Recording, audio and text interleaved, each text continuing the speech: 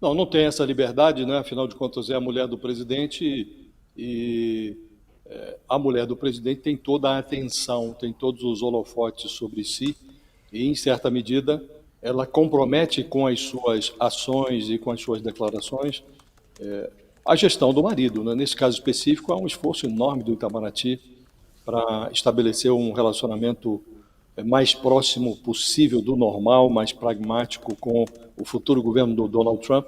E sabemos todos que o Elon Musk é hoje o principal conselheiro do Trump, ganhou um cargo do Trump no governo e, evidentemente, as declarações da Janja dificultam essa tentativa do governo, essa negociação diplomática do governo. Agora, a Janja está adotando um comportamento que não vai parar, né? Ela se auto-atribuiu um papel que precisa ter uma consequência, né? Não estava no script, por exemplo, a fala dela nesse debate de sábado. Era um debate sobre desinformação, ocorrido ali no G20 social, e ela não estava no palco, não participava do debate. Ela requisitou o telefone da plateia, o microfone da plateia, para fazer a sua intervenção. E numa fala de 6 minutos, a Janja mandou o Elon Musk se autofornicar, taxou de bestão o homem-bomba que se explodiu na frente do Supremo e chamou Alexandre de Moraes, tratou Alexandre de Moraes, ministro do Supremo, como um grande parceiro na questão das fake news. Isso foi o ápice de uma semana apoteótica para a Janja. Nessa semana, ela fez e aconteceu ali às margens da cúpula do G20, inclusive em eventos que deveriam ser protagonizados pelo marido dela, né? E numa entrevista à CNN, a Janja se meteu numa saia justa com a Marina Silva, disse: temos total capacidade para explorar petróleo na foz do Amazonas sem prejudicar o meio ambiente. Ela se colocou de alguma maneira acima da esplanada dos ministérios, disse: acho que quando eu ligo para um ministro, talvez não seja só a Janja falando, talvez eu esteja sendo a voz de milhares de mulheres. E atribuiu ao machismo o fato de não dispor de um gabinete no Palácio do Planalto. A primeira-dama dos Estados Unidos tem um gabinete, outras diversas primeiras-damas também têm. Em setembro, a Janja foi a Nova York para representar o governo num painel sobre fome na Universidade de Colômbia. Todos sabem que isso seria uma atribuição mais lógica se fosse destacado o ministro que cuida disso no governo, o Wellington Dias, ministro de Desenvolvimento e Assistência Social. Em março, a Janja teve, num encontro sobre mulheres na ONU, falou na condição de socióloga. Agora, o governo até, a Folha requisitou os dados para saber o custo dessa viagem, o governo se negou a divulgar. O governo também tem uma ministra das mulheres, ministra Cida, né? A gente já esteve no Catar para um evento sobre educação, assunto que também estaria mais bem representado ali, o Camilo Santana, ministro da Educação, né? Foi a Paris para representar o governo nas Olimpíadas, há ministro dos Esportes, há vice-presidente da República.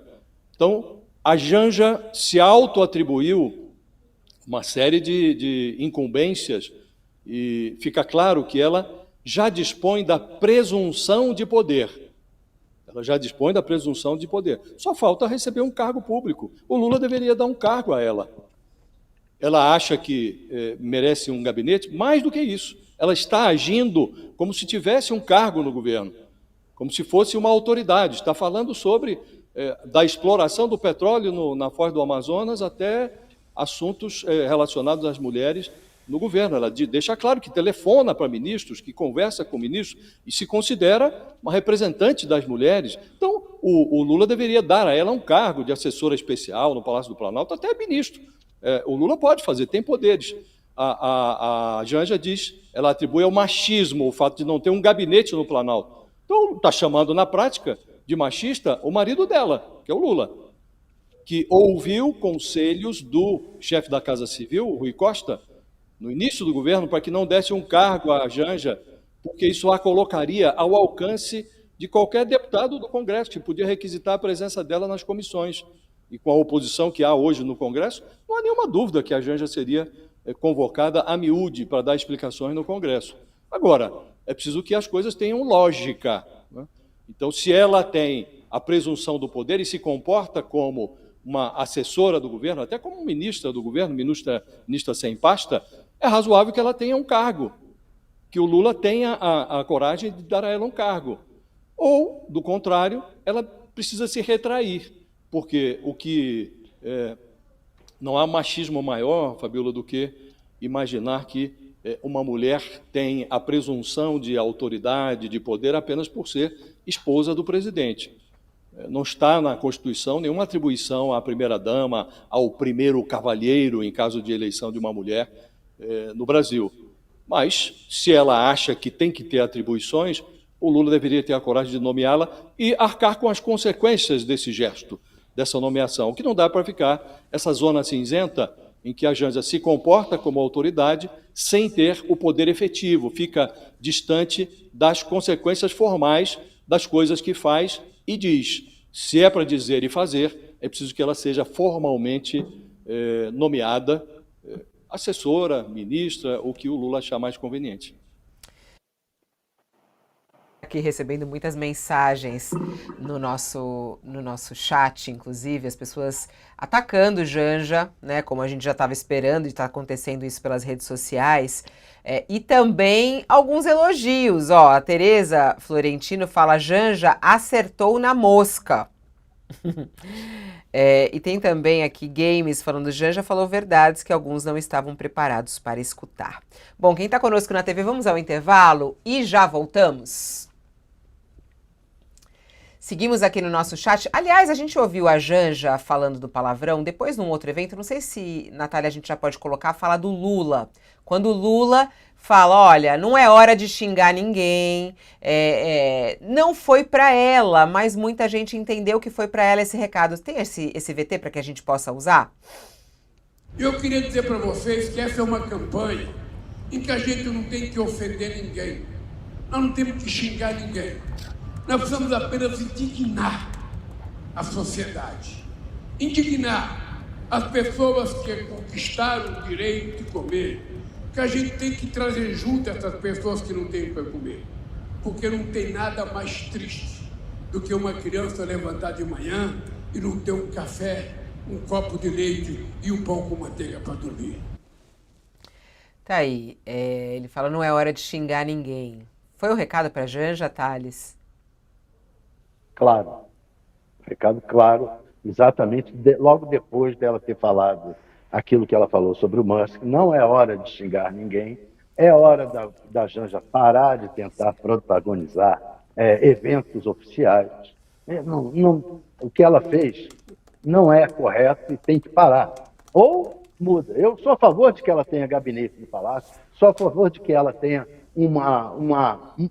algum nível de participação nas discussões internas lá, tal, mas só isso. Toda a primeira-dama teve. A Ruth Cardoso teve participação nas discussões internas do governo, mas é uma participação cuidadosa, que ela não está tendo. Tá aí. Sobre justamente essa declaração dela, a CNN, né? Que a gente vai tocar daqui a pouquinho também. Voltamos, pessoal da TV conosco, também o pessoal do online. Antes de a gente até colocar essa fala que o Josias destacou da Janja na CNN, que foi muito forte, no qual ela faz essa crítica por ela não ter um gabinete e tudo mais, chama de machismo.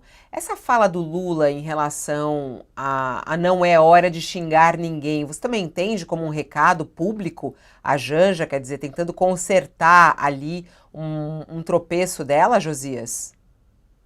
Sem nenhuma dúvida, Fabiola, o Lula ficou mal no Alvorada para não ficar ainda pior na Casa Branca, porque o Elon Musk hoje foi nomeado pelo Donald Trump, tem uma posição formal no governo, o principal financiador do Donald Trump, e terá uma influência enorme no governo do Trump. E o governo brasileiro está, neste momento, desenvolvendo o Itamaraty, a diplomacia do Brasil, desenvolvendo uma articulação abaixo da linha d'água para estabelecer pontos de contato com o futuro gabinete do Donald Trump.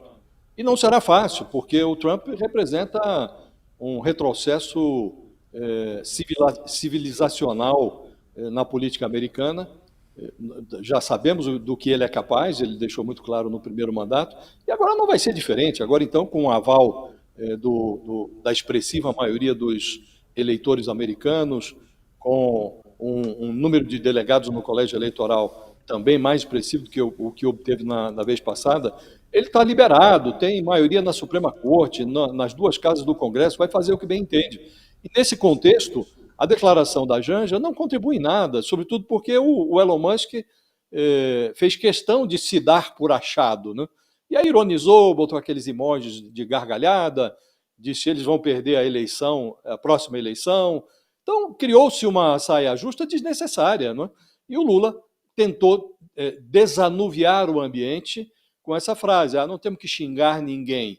Agora, vai demandar um trabalho extra da diplomacia brasileira, mas não tem nenhuma dúvida de que a frase do Lula foi direcionada à Janja. E não é pouca coisa, porque foi a primeira vez que o presidente fez uma reprimenda, e pode-se entender isto como uma reprimenda pública a uma declaração da sua mulher. Foi a primeira vez que isso aconteceu, né? E ocorreu porque era inevitável que ocorresse, Fabiola. E o Lula não poderia ter se associado à manifestação da Janja, e ele, de certo modo, se associaria se silenciasse sobre o episódio. Então ele fez de uma forma delicada, não citou o nome da sua mulher, mas nenhuma dúvida de que a frase, o comentário dele, não temos que xingar ninguém, foi direcionado à Janja, foi uma tentativa de esvaziar ou de diminuir a declaração da Janja. Bom, como você mesmo citou, né, Josias, além dessas declarações públicas no palco, né, teve essa entrevista que ela deu à CNN, e nessa entrevista ela reclama do fato de não ter um gabinete formal para chamar dela, né? Ela falou que acha um machismo e até mesmo uma misoginia o fato de ela não ter direito a um gabinete formal como outras autoridades do governo. E aí ela diz que se ela quer produzir uma carta, se ela quer mandar uma carta, ela tem que mandar do bolso dela, tem que ela pagar.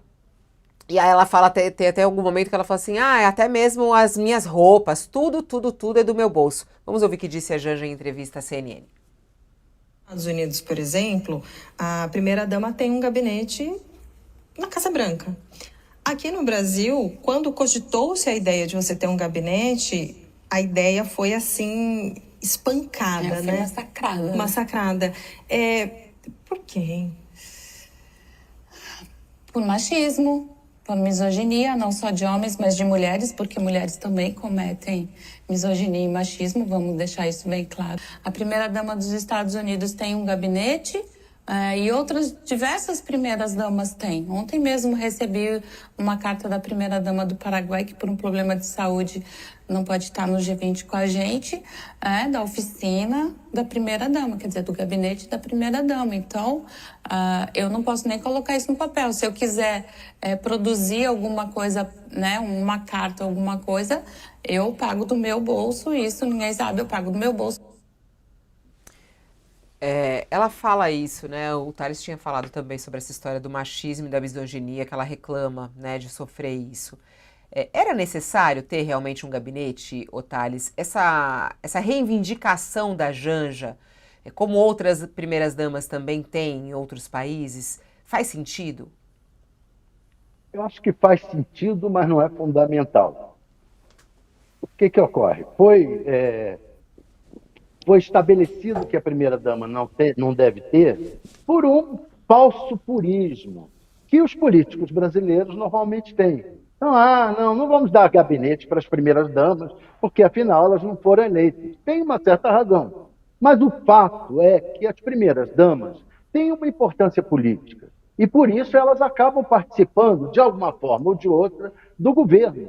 E, de uma forma ou de outra, elas exprimem... Produção das coisas, cartão, tudo é do meu bolso, que eu pago. Posição... Oi, tem um som aí, entra. Exprimem, de uma forma ou de outra, a posição do presidente, ou o que ele pensa, o que ele discute, a pessoa que ele ama é um pouco o espelho dele. Então, isso é importante, e por isso, outras primeiras-damas, todas, sempre tiveram um papel importante na política brasileira. Cita-se o caso da dona Ruth, que teve um papel muito importante. A Michele, que o Bolsonaro está tentando colocar até como uma possível candidata. Então, ela tem o direito de ter um gabinete, na minha opinião. Só não tem o direito de tentar protagonizar eventos que são eventos que devem ser protagonizados pelo marido dela ou por outras figuras do governo, dependendo do evento. Esse caso aí é do marido dela. A gente está vendo